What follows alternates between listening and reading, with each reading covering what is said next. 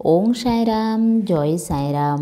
সাঁই বাবা বলে, আমার প্রিয় বাচ্চা, যদি তুমি তোমার বাবার উপর বিশ্বাস করো তো তোমাকে প্রত্যেক পরিস্থিতিতে মজবুত হতে হবে।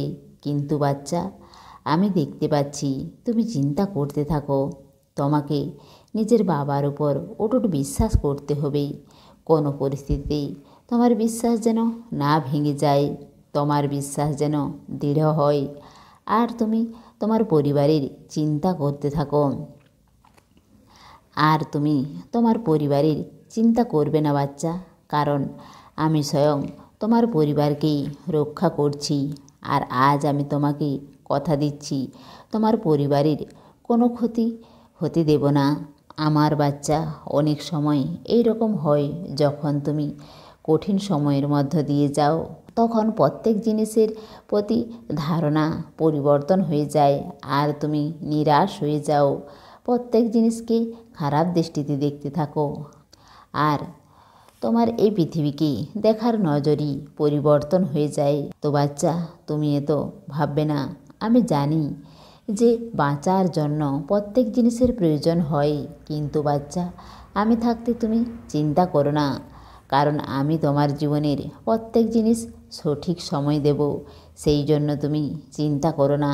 কারণ বাচ্চা, সময় সব সময় একই রকম থাকে না, এই সময়ও পরিবর্তন হবে।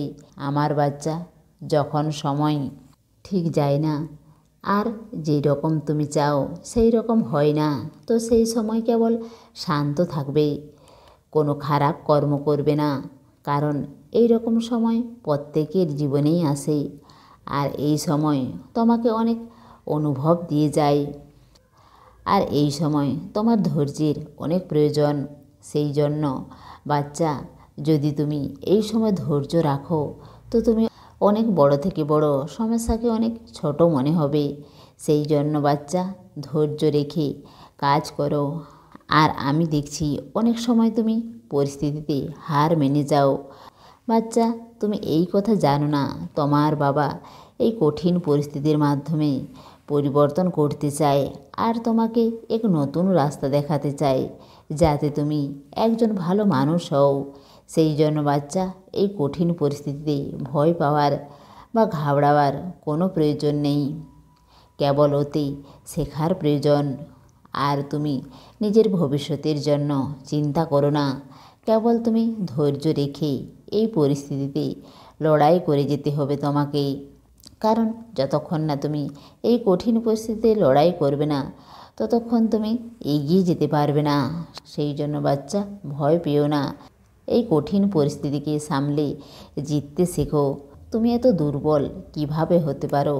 যখন তুমি আমার উপর অটুট বিশ্বাস করো, তো তোমার হেরে যাওয়ার ভয় কেন? তোমাকে কখনো হেরে যেতে দেব না। নিশ্চিত তোমার জিত হবে।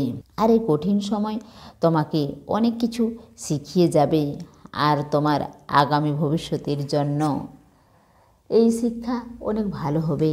সেই জন্য বাচ্চা, আমার দ্বারা সব কাজ হওয়ার জন্য ভরসা রাখো। এই পরিস্থিতি অনেক তাড়াতাড়ি পরিবর্তন হয়ে যাবে। অনেক তাড়াতাড়ি একটি খুশির খবর পাবে তুমি। আর তোমার জীবনে অনেক খুশি আসতে চলেছে। আর তুমি সেই সমস্যাকেও সমাধান করতে পারবে, যে সমস্যা তোমাকে অনেক দিন থেকে হয়রান করে চলেছে।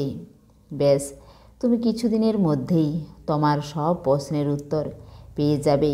তোমার মনের সব সন্দেহ দূর হয়ে যাবে। সেই জন্য বাচ্চা, চিন্তা করো না। ব্যাস, ধৈর্যকে নিজের জীবনে সব সময় রাখো। অনেক তাড়াতাড়ি তুমি অনেক বড় খুশির খবর পাবে।